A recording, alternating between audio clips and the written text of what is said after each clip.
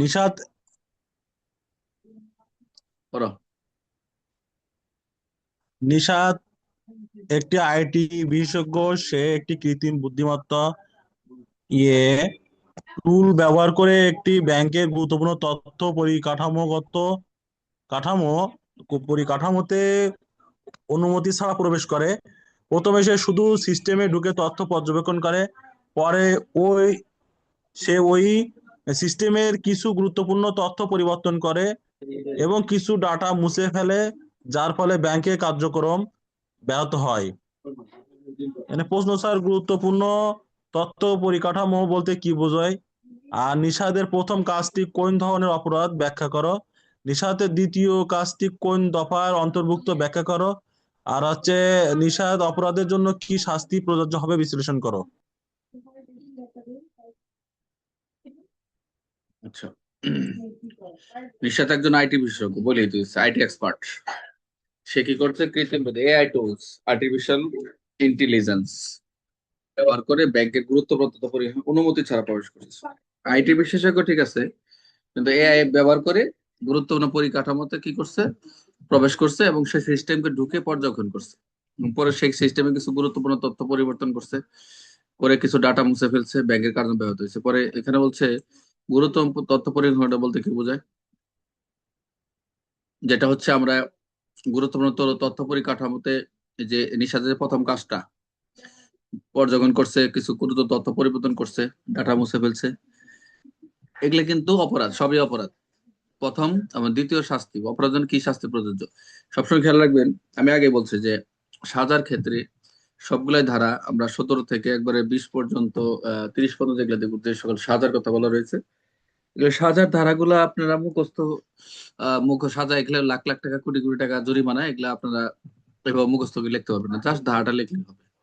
আপনাদের একটু পরিবর্তন মানে পরীক্ষার যেটা আসবে পরিবর্তনটা, সেটা হচ্ছে এই প্রথম একটা পয়েন্ট এমন ভাবে দিবে, সেটা হচ্ছে হয় এখানে লেখা থাকবে যিনি ভিকটিম তার করণীয়, আবার ভিকটিমে পাওয়ার পর তার পরবর্তী করণীয়,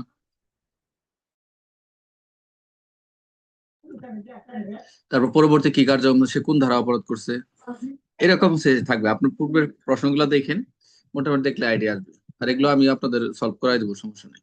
তাহলে মূলত প্রশ্নটা কত ধারার বুঝতে হবে আপনাকে। কে বলতে পারেন কত ধারা? এটাকে আমাকে কোড করতে হবে। মূলত প্রশ্নটা কত ধারার কোড? এটা কি 17, 18, 19, 20, 21, 30 পর্যন্ত কত ধারা? এখানে মূলত ধারাটা 17 ধারা।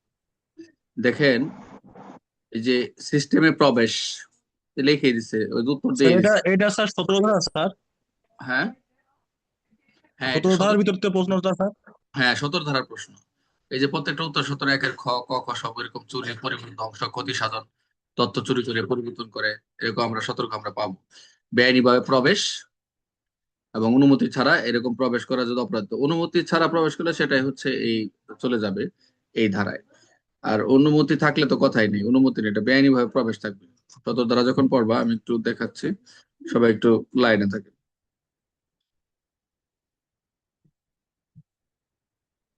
দেখা যাচ্ছে স্লাইডটা? প্রশ্নটা কোড করতে হবে, জি স্যার। সবসময় খেয়াল রাখতে হবে।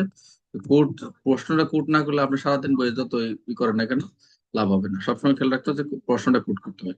এই গুরুত্বপূর্ণ পরিকাঠামো আর একটু একটু নেই, আপনার একটু নেই। এই যে গুরুত্বপূর্ণ পরিকাঠামো যেটা দেখেন, এখানে জাস্ট হচ্ছে এখানে হালনাগাদ থাকবে, ঘোষণা করবে, এরকম কোনো কথা বলছে অন্য আর 17 ধারা যেটা দেখলাম আমরা, যে এই যে গুরুত্বপূর্ণ তথ্য পরিকাঠামোতে বেআইনি প্রবেশ, হ্যাকিং ইত্যাদি, এখানে কিন্তু হ্যাকিং এর কথাও আছে। বুঝতে পারছেন যে এখানে প্রোগ্রাম চুরি, বিনার, বাতিল, পরিবর্তন, কৃত্রিম বুদ্ধিমত্তা এজেন্ট, এআই টুলস ব্যবহার যখন করছে এবং ক্ষতি সাধন করছে, কম্পিউটার সোর্স কোড গোপন, ধ্বংস, পরিবর্তন, সোর্স কোড, যে বিষয়গুলো, এই খটা ভেরি ইম্পর্টেন্ট। অর্থাৎ বলা আছে যে কোনো ব্যক্তি সফটওয়্যার ডেভেলপার, সে যেই করুক, অপারটা অবশ্যই তার সফটওয়্যার ডেভেলপার সব ভালো আইডিয়া থাকতে হবে। এই যে লেখছে, যদি কোনো ব্যক্তি সফটওয়্যার ডেভেলপার কৃত্রিম বুদ্ধিমত্তা টুলস ব্যবহার করে ইচ্ছাকৃতভাবে জ্ঞাতসারগুলো পরিকাঠামোতে বেআইনিভাবে প্রবেশ করে, এবং সেই বেআইনি প্রবেশের মাধ্যমে কি কি, যে সাইবার স্পেসে যে বিষয়গুলো, digital device, system, electronic server, এইসব ভান্ডারে চুরি, বিনার, বাতিল, নতুন কোনো ডাটা উৎপাদন করে, ক্ষতি সাধন করে, ধ্বংস করে, পরিবর্তন করে, তারপর হচ্ছে এই যে source code, computer source code গোপন করে, এই যে সোর্স কোড টোড যা আছে এখানে ধ্বংস, পরিবর্তন সহায়তা করে, তাহলে এই যে ডেভেলপার, এই ডেভেলপার তার এটা একটা কি হবে? অপরাধ। এখানে জরিমানা যেটা আছে, এত জরিমানা মুখস্থ করার দরকার নেই। তাহলে প্রশ্নটা হচ্ছে মূলত সূত্রধর। প্রশ্নটা খেয়াল রাখবেন, পরীক্ষা হলে এখানে যে দায় দায়িত্ব কর্তব্য যদি চলে আসে, যে তদন্তকারী কর্মকর্তার দায়িত্ব কি, ভিক্টিমের দায়িত্ব কি, অফিসার ইনচার্জের কাছে, তখন মনে করবেন দুই তিনটা ধারা আসবে।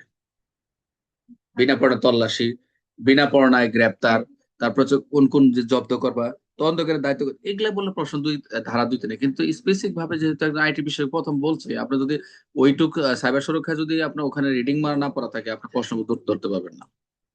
তখন এই প্রশ্নটা হচ্ছে 17 ধারা। এখানে উত্তর দিয়ে দিচ্ছি, কোনো সমস্যা, খালি পড়ে ফেলুন, কোনো সমস্যা নেই। সাদাটা যেটা আছে সাদা মুখস্থ করার দরকার নেই। তাহলে এই যে নিশার যে তথ্য পরিবর্তন ধ্বংস করছে, এটা একটা গুরুতর অপরাধ, তাই 7 বছর কারাদণ্ড, এগুলো দরকার নেই। বুঝতে পারছেন? তাহলে আমরা 17 ধারা দেখলাম কি, 17 ধারায় আপনারা একটু ছোট করে নোট নেবেন। সেটা হচ্ছে এই যে গুরুত্বপূর্ণ তথ্য পরিকাঠামোতে বেআইনি প্রবেশ বা হ্যাকিং ইত্যাদি দণ্ড, এগুলো হচ্ছে হ্যাকিং। হ্যাকিং কাকে বলে এগুলো আমরা দেখবো, অসুবিধা নেই। আচ্ছা, তারপর আরেকজন আসেন তো। 17 ধারা আমাদের ক্লিয়ার, আমরা আগে